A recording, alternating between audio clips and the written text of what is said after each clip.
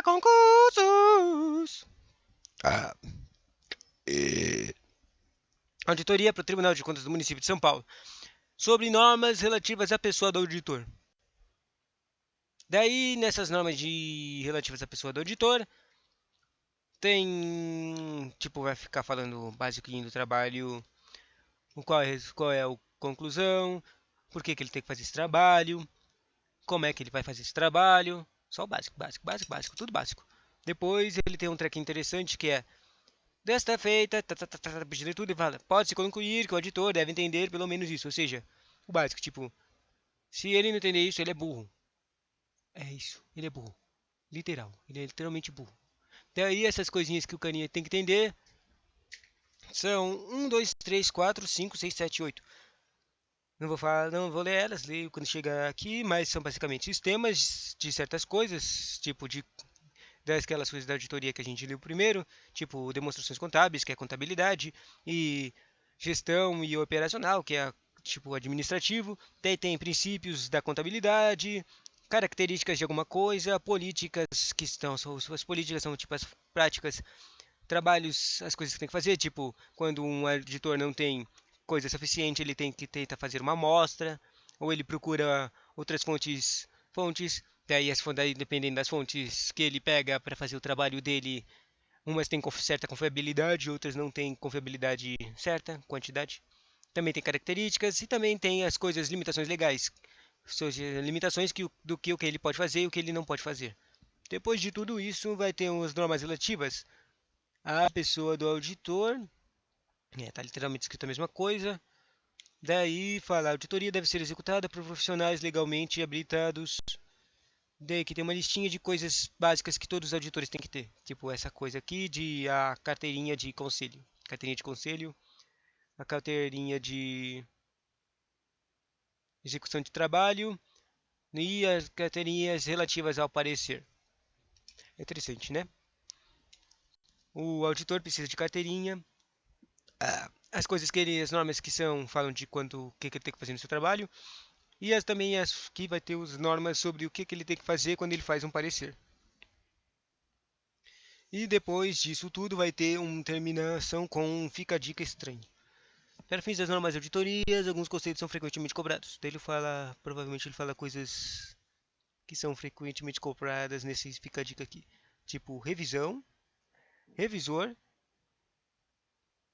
equipe de trabalho. Essas coisas, esses caras são importantes para trabalho.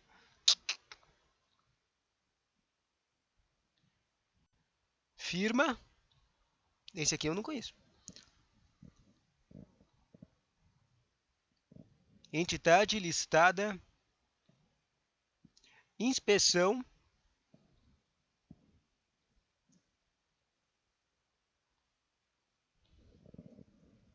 monitoramento.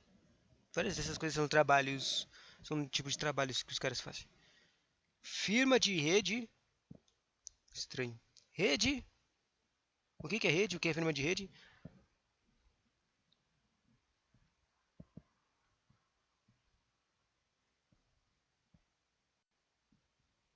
Sócio, o que é sócio? O que é,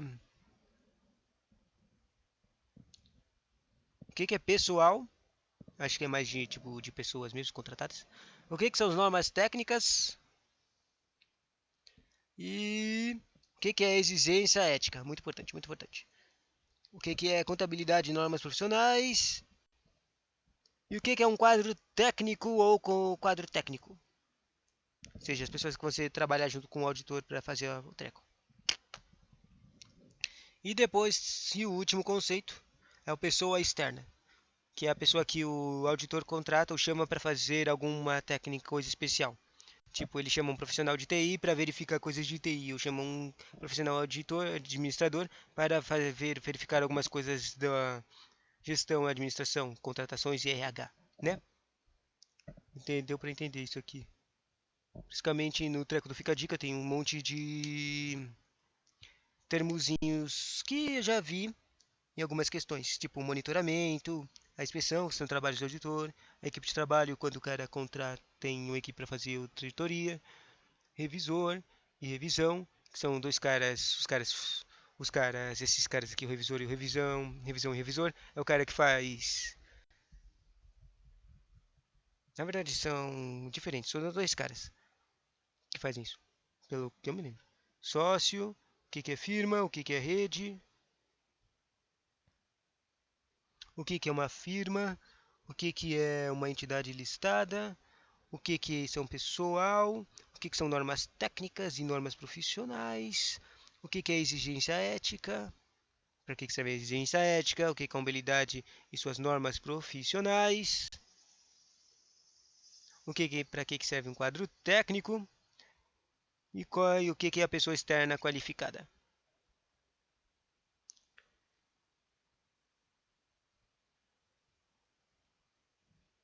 É estranho que tem várias coisinhas que estão meio repetidas, né?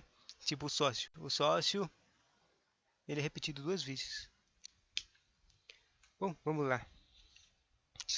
Esse conteúdo aqui são duas páginas, basicamente. Normas relativas à pessoa do auditor. Dessa maneira, o auditor é um ramo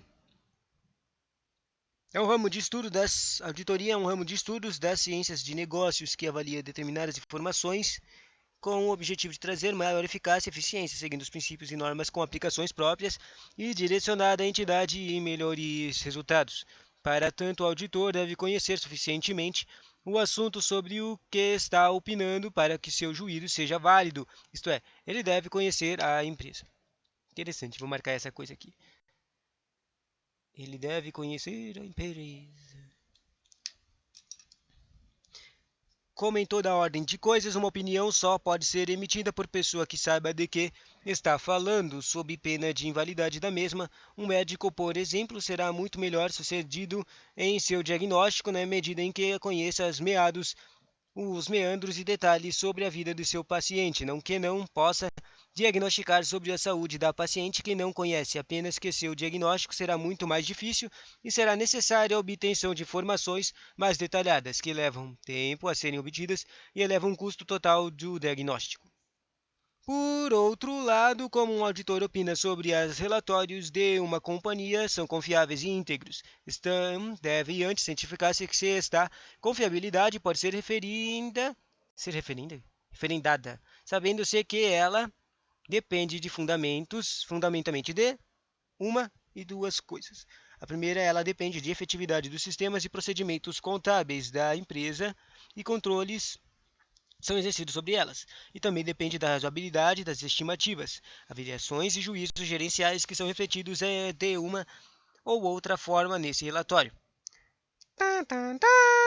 Desta feita, fez as coisas lá, pode-se concluir que o auditor deve entender, pelo menos, sobre aquelas coisas que eu comentei no começo, sistemas, princípios, características políticas e limitações legais. Primeiro, ele tem que saber sobre os sistemas de contabilidade em uso. Ele tem que saber sobre os sistemas de controle interno. Ele tem que saber sobre os princípios contábeis aplicados. Ele tem que saber sobre as características particulares das operações do cliente, claro, e que possam ser refletidas em suas finanças e sua contabilidade. Ele tem que saber as políticas e práticas gerenciais que possam afetar a confiabilidade dos controles e decisões financeiras contábeis. Ele tem que saber as características do ambiente empresarial que rodeia.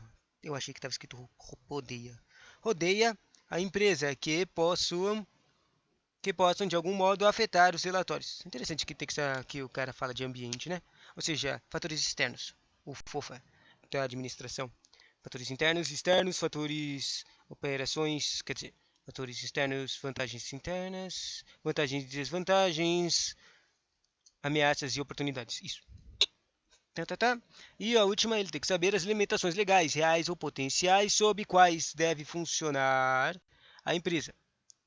Basicamente, ele tem que saber qualquer coisa básica que tem um tipo de afetação sobre como a empresa funciona.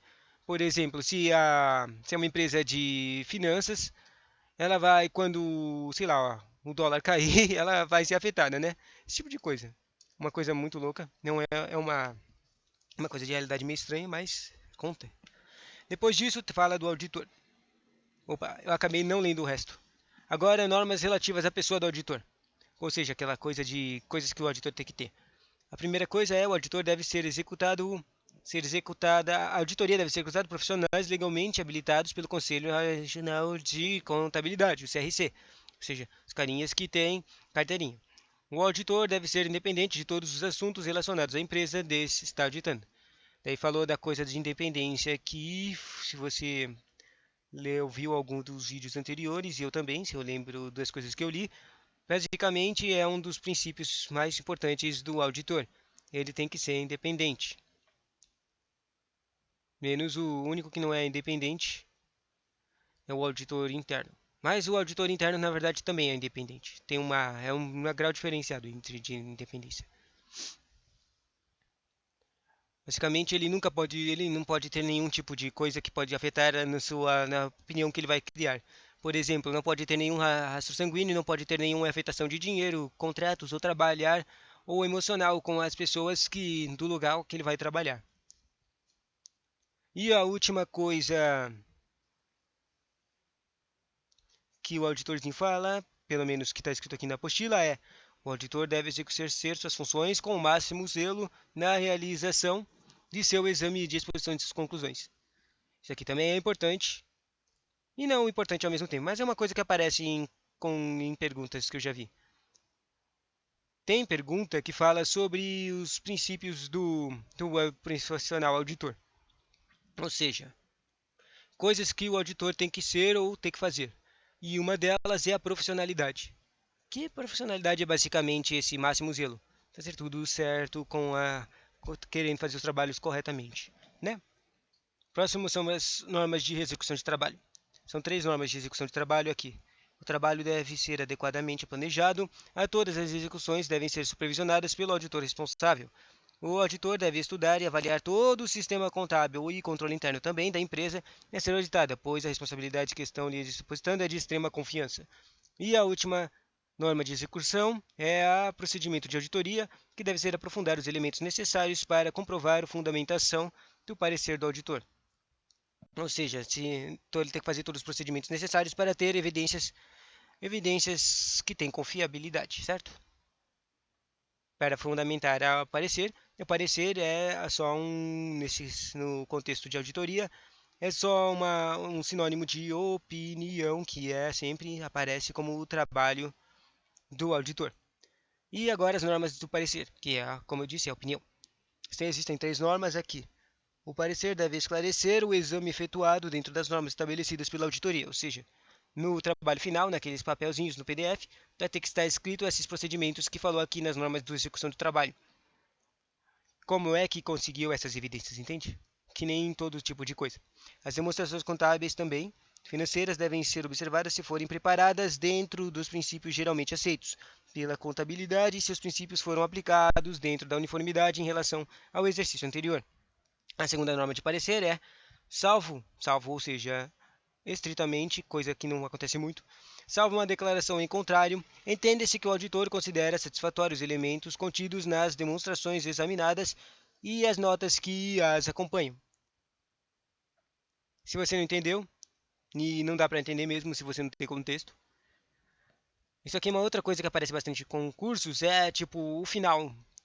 Como eu já falei, comentei bastante, o trabalho do auditor é fazer o parecer é a opinião.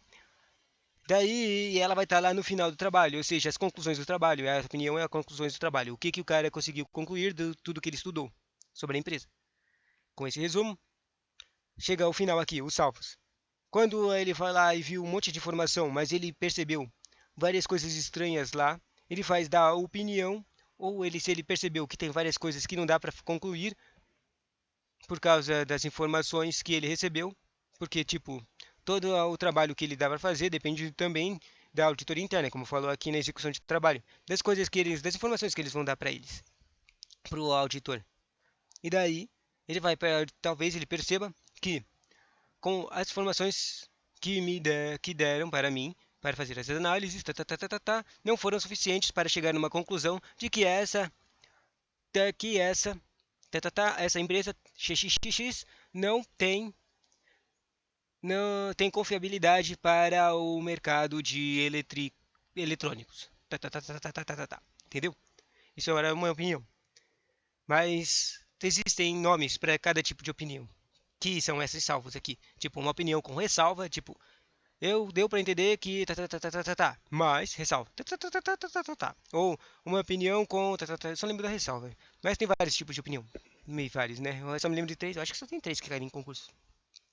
E a última norma de parecer é: o parecer deve expressar a opinião do auditor sobre as demonstrações contábeis quando não puder expressar opinião sem ressalvas. Olha, sem ressalvas. Sobre todos os elementos devem ser declaradas razões que motivaram esse fato. Em síntese, o parecer deve conter indicações precisas da natureza do exame e do grau de responsabilidade assumida pelo auditor. Vou marcar essa coisa. Não puder expressar coisas de ressalva. Não pode expressar opiniões sem ressalvas. Ah, tá escrito sem ressalvas, né?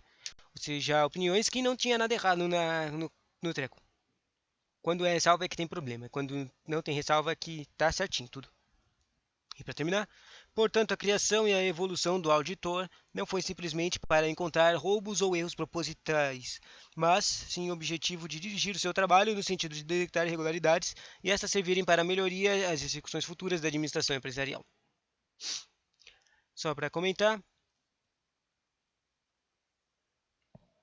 tem um exemplo que dá para usar aqui do Brasil, que é um estudo que eu fiz, estudei isso aqui recentemente. É sobre eu vi numa reportagem sobre os resultados que auditorias de um projeto de auditorias municipais que foram implementadas aqui no Brasil. Bom, basicamente, assim, aqui no Brasil, eu não, na verdade não tenho certeza se era, eu não lembro agora. Não, era no Brasil mesmo. Tem muitos municípios.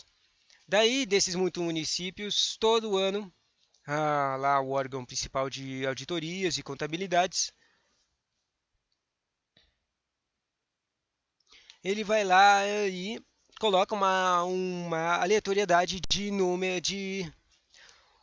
Ele faz uma pesquisa aleatória de municípios que vão ser auditados. Não consigo explicar direito. Basicamente assim, tem 5 mil municípios. Daí o órgão principal de contabilidade, ou seja, o cara que vai fazer a auditoria, os tribunais de contas também, eles vão lá e desses 5 mil tem um projeto que vai falar lá, todo ano eles têm uma quantidade específica que eles têm que fazer. E de todos esses 5 mil é fazendo tipo uma loteria. Uma loteria desses carinhas, eles vão sorteando esses carinhas, pegou uma quantidade certa, e daí todos esses caras vão ser auditados. Ou seja, o principal é que nenhuma município vai saber quando é que ele vai ser auditado. Tipo, ele pode ter sido auditado, tem uma tem um limite de tempo, tipo, acho que tem um limite de tempo de a pessoa só pode ter sido auditada uma vez, ela só pode ser auditada de novo um ano depois ou 2 anos depois. Daí, eu acho. Basicamente, se eles não sabem, eles não podem ficar fazendo um monte de merda. Eles não podem fazer um monte de baboseira, eles não podem fazer um monte de coisas. Por quê? Quando eles forem auditados, porque é loteria, né? Quando eles forem auditados, os órgãos vão lá e descobrir um monte de coisas e vão, claro, punir todo mundo que foi envolvido nisso. E vão também cobrar. Tipo, se lembra recentemente teve aquelas coisas dos bancos.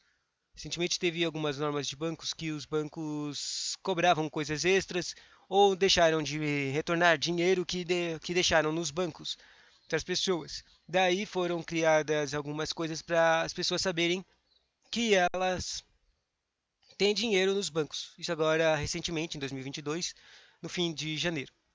Basicamente, é a mesma coisa disso aí. Eles iam descobrir o dinheiro que estava faltando na contabilidade, dinheiro que estavam roubando, dinheiro que estavam sendo usado para não sei a palavra, picateragem, piratecagem, pirateria e tudo. E daí eles iam punir todo mundo e fazer com que eles pagassem indenizações e indenizações, né? Daí o resultado era que depois que começou esse projeto, eu acho que esse projeto já está há uns 15 anos, esse projeto aqui no Brasil, basicamente a falcatrua, né? A falcatrua aqui no Brasil, dos municípios, que faziam bastante, diminuiu em uns 30%. Acho que era esse o número. É um número bem grande, não é? Era basicamente isso que eu queria comentar. Agora eu já até esqueci por que eu queria comentar isso. Agora vamos terminar com aquela coisa de ficar dicas com aqueles vários termos. Para fins de normas de auditoria, alguns conceitos são frequentemente cobrados a seguir os mais destacáveis dentro do contexto de auditoria com significados a eles atribuídos. Primeiro, de novo, vou falar todos eles. Sócio, revisão, revisor, equipe de trabalho, firma, inspeção, entidade listada, monitoramento, firma de rede, sócio, pessoal, normas técnicas e normas profissionais, exigência ética, contabilidade de suas normas profissionais, quadro técnico e pessoa externa qualificada. Vamos lá. Sócio, o que é isso? Quer dizer, não estou mais afim de ficar comentando, então só vamos ler o treco, ler esse aqui. Sócio, encarregado de entrega de... Encarregado do trabalho. As expressões sócio, encarregado do trabalho, sócio e firma devem ser lidos como se referissem a seus equivalentes no setor público, quando é aplicável ao sócio ou outra pessoa na firma, responsável pelo trabalho, sua execução pelo relatório da auditoria ou outros relatórios emitidos em nome da firma. E quem, quando necessário, tem autoridade apropriada por um órgão profissional, legal ou regulador. Revisão de controle de qualidade do trabalho é um processo estabelecido para fornecer uma avaliação objetiva na data ou antes da data do relatório, dos julgamentos relevantes feitos pela equipe de trabalho e das conclusões atingidas de elaborar o relatório. O processo de revisão de controle de qualidade do trabalho é somente para auditoria de demonstrações contábeis de entidades listadas e de outros trabalhos de auditoria para os quais a firma tenha determinado a necessidade de revisão do controle de qualidade do trabalho. Revisor de controle de qualidade do trabalho é um sócio ou outro profissional de firma, uma pessoa externa adequadamente qualificada ou uma equipe composta por essas pessoas, nenhuma delas fazendo parte da equipe de trabalho, com a experiência de autoridade suficiente apropriada para avaliar objetivamente os julgamentos relevantes feitos pela equipe de trabalho e as conclusões alcançadas na elaboração do relatório da auditoria. Equipe de trabalho são todos os sócios e quando técnico envolvido no trabalho, assim como quaisquer pessoas contratadas pela firma ou uma firma de rede que executem procedimentos de auditoria de trabalho. Isso exclui especialistas externos, que são caras da NBC-TA, que é técnica de auditoria externa, utilização de trabalho de especialistas. A expressão equipe de trabalho também exclui os auditores internos da entidade que fornecem assistência direta ao auditor independente no trabalho de auditoria, em que o auditor independente deve observar os requisitos da NBC-TA 610, que estabelece limites de obtenção dessa assistência direta, assim como em situações em que haja proibição na obtenção dessas assistência, que não é o caso brasileiro, uma vez que não existe qualquer limitação ou proibição de ordem legal ou regulamentar. Firma é um único profissional ou sociedade de pessoas que atuam como auditor independente. Inspeção. Inspeção em relação ao trabalho concluídos são procedimentos projetados para fornecer evidências quanto ao cumprimento das políticas e procedimentos de controle de qualidade da firma pelas equipes de trabalho. Entidade listada. Entidade listada é a entidade que tem ações, cotas ou dívidas cotadas ou registradas em bolsas de valores, ou negociadas de acordo com os regulamentos da Bolsa de Valores reconhecida ou de outro órgão equivalente. Monitoramento. É um processo que consiste na contínua consideração e avaliação do sistema de controle de qualidade da firma, incluindo a inspeção periódica de uma seleção de trabalhos concluídos, projetado para fornecer à firma a segurança razoável de que o seu sistema de controle de qualidade está operando de maneira efetiva. Firma de rede é uma firma ou entidade que pertence a uma rede. Rede é uma estrutura maior que tem por objetivo a cooperação e tem claramente por objetivo a divisão comum dos lucros ou custos. Interessante essa rede. Ela tem divisão dos lucros ou custos e ela tem sócios em comum, assim como controle e administração, políticas e procedimentos de controle de qualidade, estratégia de negócios, uso de marca comercial ou uma parte significativa dos recursos profissionais comum. Sócio é qualquer pessoa com autoridade para vincular a firma à execução dos serviços profissionais. Pessoal são os sócios e o quadro técnico. Mais, normas técnicas ou normas profissionais. O Conselho Federal de Contabilidade emite normas técnicas de auditoria da NBC-TAs e normas profissionais, que são as NBCs-PAs. T é técnico, P é profissional. Quando esta norma se referir aos trabalhos de auditoria, são as NBC-TAs, devem ser atendidas, uma vez que os trabalhos devem estar sempre em consonância com as normas brasileiras de auditoria, que são similares às normas internacionais de auditoria, conhecidas pela sigla ISA. ISA é tipo. Só sei que A é o de audit. International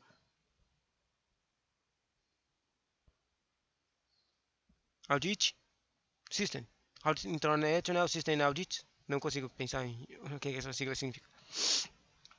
Todavia, quando esta norma se referir aos profissionais ou às firmas de auditoria, além da NBCTA, as NBCTAs, que são os profissionais, né, falou das firmas e profissionais, e as exigências éticas relevantes também devem ser observadas. Pam, pam, pam. Exigência técnica. Relevantes são exigidas, são exigência técnica relevantes são exigências técnicas às quais estão sujeitos a equipe de trabalho e o revisor de controle de qualidade de trabalho, que compreendem o Código de Ética do Conselho Federal de Contabilidade e suas normas profissionais. Tan, tan, tan. Quadro técnico. Mais, quadro técnico compreende os profissionais, exceto sócios, incluído qualquer especialista que a firma emprega. E para terminar, empresa.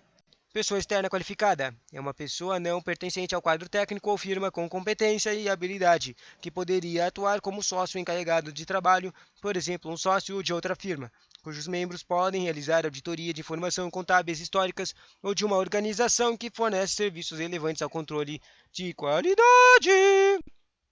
E assim termina o conteúdo. E agora eu li, deixa eu ver aqui.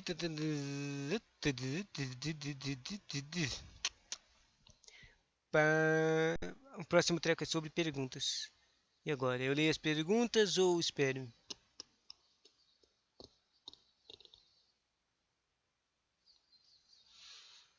Então, perguntas comentadas. Vamos ler todas elas mesmo. Mais conteúdo que eu não tinha preparado. As normas brasileiras de contabilidade classificam-se em profissionais e em técnicas.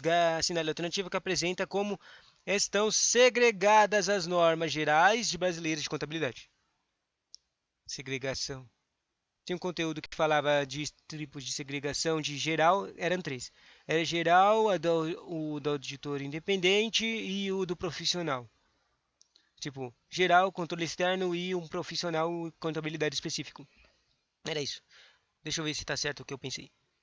Tá falando aqui, normas completas, simplificadas para PMAs. Parece que essa era a resposta. E isso não estava no contexto da apostila que a gente leu.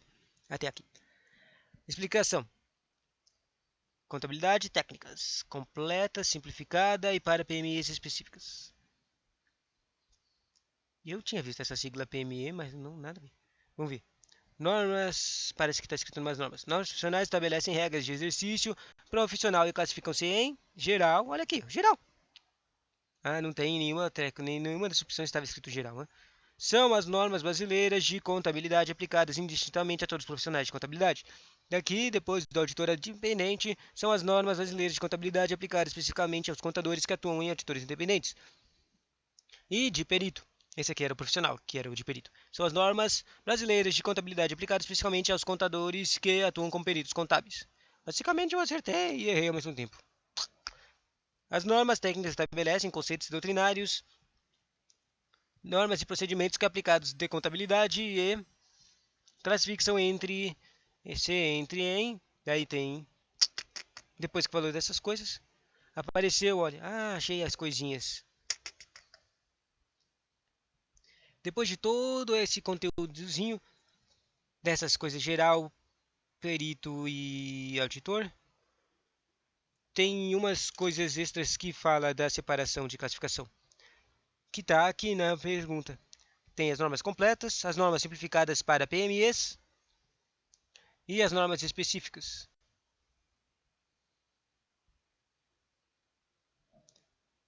Que são basicamente as que estavam lá na pergunta, na resposta da pergunta.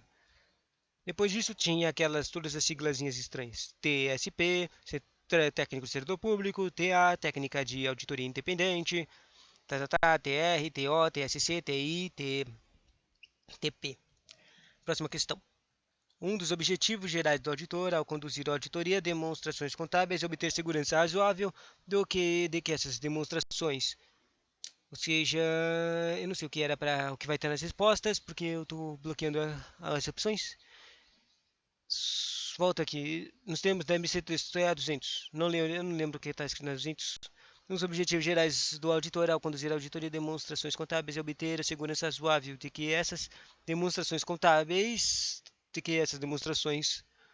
você está falando o que é a demonstração que o auditor conseguiu tem que ter, tem que ser. E ela tem que ser confiável, basicamente. Só consigo pensar nisso. Vamos ver o que está a resposta. A resposta era: as demonstrações estão livres de distorções relevantes como um todo, ou seja, são confiáveis, né? Objetivos, daí a explicação é: objetivos gerais do auditor, 11. Ao conduzir auditorias de demonstrações contábeis, os objetivos gerais do auditor são obter segurança razoável de que são demonstrações contábeis como um todo estão livres de distorções relevantes, independentemente de causadas por fraude ou erro, possibilitando assim que o auditor expresse sua opinião sobre as demonstrações contábeis foram elaboradas em todos os aspectos relevantes, em conformidade com a estrutura do relatório financeiro aplicável.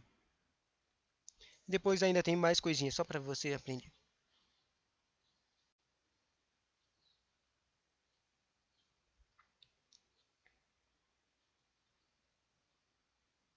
Estão livres de distorções relevantes. O segundo ponto aqui é: elas têm que apresentar relatórios sobre as demonstrações contábeis e comunicar-se como exigido pela NBCTA, em conformidade com as constatações do auditor. 12. Em todos os casos em que não for possível obter segurança razoável e a opinião com ressalva no relatório do auditor for insuficiente nas circunstâncias para atender aos usuários previstos nas demonstrações contábeis, as NBCTAs requerem que o auditor se abstenha de emitir a sua opinião ou renuncie ao trabalho quando a renúncia for possível de acordo com a lei ou regulamentação aplicável. Terceira e última questão. De acordo com a NBC, 200 Objetivos Gerais do Auditor Independente, a condução de auditoria em conformidade com as normas de auditoria, risco de detecção. Já eu tenho que lembrar um termo, mas só que esse termo não estava aqui no conteúdo da apostila. Risco, apareceu risco, mas não apareceu risco de detecção. Falou um básico de risco, mas não falou de risco de detecção. A resposta certa é a letra A. A letra A está escrito o risco de que o auditor expresse uma opinião de auditoria inadequada quando as demonstrações contábeis contiverem distorções relevantes. Risco de detecção. Isso é risco de detecção? Interessante.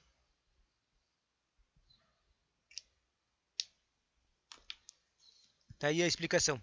Em conformidade com a norma de temos conceitos. Risco de detecção é o risco de que se procedimentos executados pelo auditor para reduzir o risco de auditoria a um nível aceitável baixo não detectem uma distorção existente que possa ser relevante individualmente ou em conjunto com as outras distorções. Ou seja, risco de detecção é basicamente quando você fez o trabalho, é o risco de todos os trabalhos. Basicamente, mesmo que você faça alguns procedimentos, se os caras conseguiram esconder bem a sua trapaça, é provável que não sejam detectadas, e isso é um risco de detecção. O risco de não conseguir encontrar os problemas, as malandragens.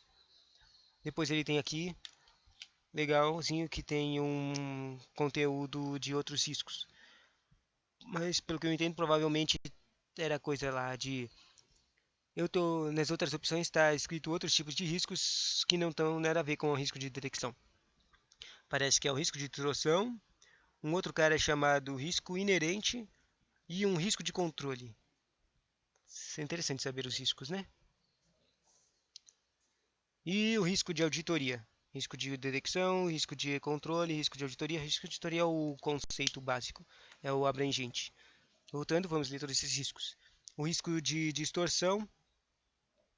Relevante ao risco de que as demonstrações contábeis contenham distorções relevantes antes da auditoria. Consiste em dois componentes descritos, seguir um nível de informações. É o risco inerente, é a suscetibilidade de uma afirmação a respeito de uma transação, saldo, contábil ou divulgação de uma distorção que possa ser relevante individualmente ou em conjunto com outras distorções, antes de consideração de qualquer controles relacionados. E o risco de controle é o risco que uma distorção que possa ocorrer em uma afirmação sobre uma classe de transação, saldo contábil ou divulgação que possa ser relevante individualmente ou em conjunto com outras distorções, não seja prevenida, detectada e corrigida tempestivamente pelo controle interno da entidade. E o último, risco de auditoria. Para terminar, finalmente. Risco de auditoria é o risco de que o auditor expresse uma opinião de auditoria inadequada quando as demonstrações contábeis contiverem distorções relevantes, que ficou falando um monte de vezes aqui. O risco de auditoria é uma função dos riscos de distorção relevantes ao risco de detecção. Tem uma conexão entre todas, né? Tchauzinho!